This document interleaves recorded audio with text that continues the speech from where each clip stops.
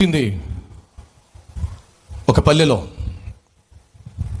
ఆయనకు జన్మనిచ్చింది ఒక పేద కన్యక. ఆయనకు పాడి పంటలు లేవు, పొలాలు లేవు, కానీ కొన్ని వేల మందికి అన్నదానం చేశాడు. ఆయనకు చేపల చెరువులు లేవు, కానీ కొన్ని వేల మందికి చేపలను ఆహారంగా పంచిపెట్టాడు. ఆయన వైద్య శాస్త్రాన్ని నేర్చుకోలేదు, కానీ కొన్ని వేల మంది ఆరోగ్యాన్ని బాగు చేశాడు. ఆయన పుట్టింది బదులు పుచ్చుకున్న ఒక పశువుల పాకలో. ఆయన బోధించింది బదులు పుచ్చుకున్న ఒక పడవలో. ఆయన ప్రయాణం చేసింది బదులు పుచ్చుకున్న ఒక గాడిద పైన. చనిపోబోయే ముందు రాత్రి ఆయన భోంచేసింది బదులు పుచ్చుకున్న ఓ మేడగదిలో. పాపిష్టి మనిషి కోసం ప్రాణాన్ని త్యాగం చేసిన తరువాత ఆయన సమాధి చేయబడింది బదులు పుచ్చుకున్న సమాధిలో. ఆస్తిపాస్తులు సమకూర్చుకోలేదు, సిరి సంపదలను కోరలేదు.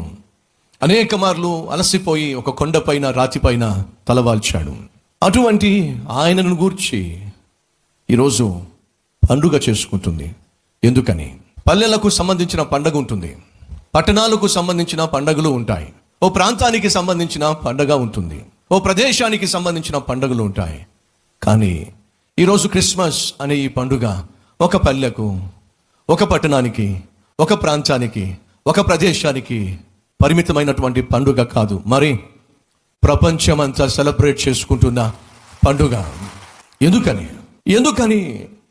2000 సంవత్సరాల క్రితము జన్మించిన, కడు పేద స్థితిలో, దీనస్థితిలో జన్మించిన ఒక వ్యక్తిని గూర్చి ఈరోజు ప్రపంచమంతా ఆయన బర్త్డే నాడు సెలబ్రేట్ చేసుకుంటూ ఉంది. దయచేసి వినండి. ఆయన ఒక్క పాట రాయలేదు, కానీ ఆయనను గూర్చి కొన్ని లక్షల కోట్ల పాటలు రాయబడినాయి. ఆయన ఒక పుస్తకం రాయలేదు, కానీ ఆయనను గూర్చి ప్రపంచంలో మరి ఎవరి గురించి రాయనన్నటువంటి పుస్తకాలు ఆయన గురించి రాయబడినాయి. ఆయన ఒక స్కూల్ని ప్రారంభించలా, కాలేజీని ప్రారంభించలా, కానీ ఈరోజు భూమి మీద ఆయన పేరట కొన్ని వందల వేల లక్షల స్కూళ్ళు, కాలేజీలు, యూనివర్సిటీసు వెలిసినాయి. ఎందుకని? ఏమిటి ఆయనలో ఉన్న ప్రత్యేకత? ఎందుకని ఆయన జన్మించిన ఈ దినాన్ని పండుగ దినంగా ప్రపంచమంతా పాటించే, సెలబ్రేట్ చేసుకునే పండుగ దినంగా ఎందుకు ప్రపంచం గుర్తించింది? ఎందుకని?